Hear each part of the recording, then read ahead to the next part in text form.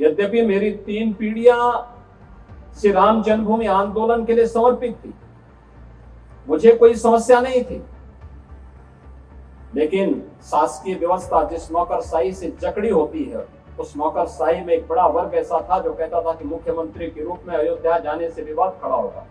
हमने कभी विवाद खड़ा होता तो होने दीजिए, लेकिन अयोध्या के बारे में कुछ सोचने की आवश्यकता है। फिर एक वर्ग ऐसा था जिसने कहा कि आप जाएंगे फिर राम मंदिर की बात होगी। तो मैंने कहा कौन हम सत्ता के लिए आए हैं, राम मंदिर के लिए सत्ता भी गंवानी पड़ेगी तो कोई समस्या नहीं होनी चाहिए। और हम लोग उस समय फिर इस कार्यक्रम के साथ जुड़े। मैंने से 19 अवस्थी से कहा, मैंने कहा एक बार चुपचाप जाकर के देखो दीपोत्सव का कार्यक्रम कैसे हो सकता है। और वे यहाँ आए, उन्होंने यहाँ सर्वे किया, उन्होंने कहा दीपोत्सव का आयोजन होना चाहिए। मैंने कहा मैं जाऊंगा, दीपोत्सव करते करते बीच में फिर राम मंदिर की बात उठेगी तो इसको क्या करेंगे। उन्होंने कहा नहीं, कार्यक्रम हो इसके बारे में हम सबसे बात करते हैं और सबका सकारात्मक भाव हो। और आज आप देख रहे होंगे दीपावली के एक दिन पहले अयोध्या का दीपोत्सव अयोध्या का एक फेस्टिवल बन गया, एक पर्व बन गया है। लाखों की संख्या में श्रद्धालु आते हैं और मैं मानता हूं यह शुरुआत थी अयोध्या में राम जन्मभूमि बनने की शुरुआत थी, राम जन्मभूमि की आधारशिला रखने की एक शुरुआत थी। अभी मैं जन्मभूमि दर्शन करके आ रहा हूं। मैं गत वर्ष अयोध्या में आए हुए श्रद्धालुओं की संख्या को देख रहा था और मैंने 2015-16 में भी कितने श्रद्धालु यहाँ आए, 16-17 में कितने आए, वो आंकड़ों को भी देखा। एक समय था जब पूरे वर्ष भर में केवल 2,34,000 श्रद्धालु यहाँ पर आए थे 16-17 में। और मैं गत वर्ष के आंकड़े देख रहा था, गत वर्ष अयोध्या धाम में श्रद्धालुओं की संख्या आई थी 16 करोड़।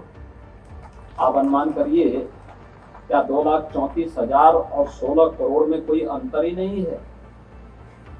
अभी आप देख रहे होंगे लाखों लोग अयोध्या में आज भी दर्शनार्थ आए थे। लोग चाहते थे, लेकिन लीडरशिप का अभाव था, लोग उसको आगे नहीं बढ़ने देना चाहते थे, सही जानकारी और सही तथ्यों को सामने नहीं आने देना चाहते थे। लेकिन हम सब आभारी हैं प्रधानमंत्री मोदी जी के, जिन्होंने विरासत और विकास को एक साथ जोड़ करके भारत की परंपरा को उस गौरव के साथ आगे बढ़ने के लिए प्रेरित किया। यद्यपि मेरी 3 पीढ़ियां श्री राम जन्मभूमि आंदोलन के लिए समर्पित थी, मुझे कोई समस्या नहीं थी, लेकिन शासकीय व्यवस्था जिस नौकरशाही से जकड़ी होती है, उस नौकरशाही में एक बड़ा वर्ग ऐसा था जो कहता था कि मुख्यमंत्री के रूप में अयोध्या जाने से विवाद खड़ा होगा। हमने कभी विवाद खड़ा होता तो होने दीजिए, लेकिन अयोध्या के बारे में कुछ सोचने की आवश्यकता है। फिर एक वर्ग ऐसा था जिसने कहा कि आप जाएंगे फिर राम मंदिर की बात होगी। तो मैंने कहा कौन हम सत्ता के लिए आए हैं, राम मंदिर के लिए सत्ता भी गंवानी पड़ेगी तो कोई समस्या नहीं होनी चाहिए। और हम लोग उस समय फिर इस कार्यक्रम के साथ जुड़े। मैंने से 19 अवस्थी से कहा, मैंने कहा एक बार चुपचाप जाकर के देखो दीपोत्सव का कार्यक्रम कैसे हो सकता है। और वे यहाँ आए, उन्होंने यहाँ सर्वे किया, उन्होंने कहा दीपोत्सव का आयोजन होना चाहिए। मैंने कहा मैं जाऊंगा, दीपोत्सव करते करते बीच में फिर राम मंदिर की बात उठेगी तो इसको क्या करेंगे। उन्होंने कहा नहीं, कार्यक्रम हो इसके बारे में हम सबसे बात करते हैं और सबका सकारात्मक भाव हो। और आज आप देख रहे होंगे दीपावली के एक दिन पहले अयोध्या का दीपोत्सव अयोध्या का एक फेस्टिवल बन गया, एक पर्व बन गया है। लाखों की संख्या में श्रद्धालु आते हैं और मैं मानता हूं यह शुरुआत थी अयोध्या में राम जन्मभूमि बनने की शुरुआत थी, राम जन्मभूमि की आधारशिला रखने की एक शुरुआत थी। अभी मैं जन्मभूमि दर्शन करके आ रहा हूं।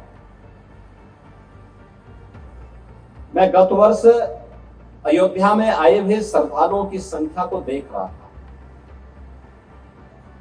और मैंने 2015-16 में भी कितने श्रद्धालु यहाँ आए, 16-17 में कितने आए, वो आंकड़ों को भी देखा।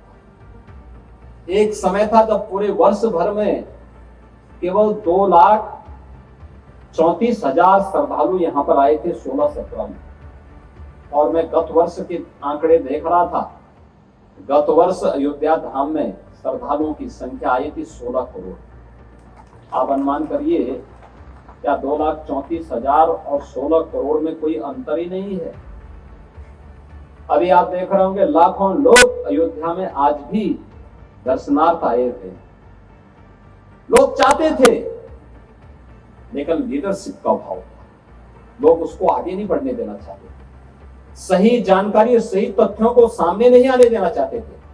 लेकिन हम सब आभारी हैं प्रधानमंत्री मोदी जी के, जिन्होंने विरासत और विकास को एक साथ जोड़ करके भारत की परंपरा को उस गौरव के साथ आगे बढ़ने के लिए प्रेरित किया।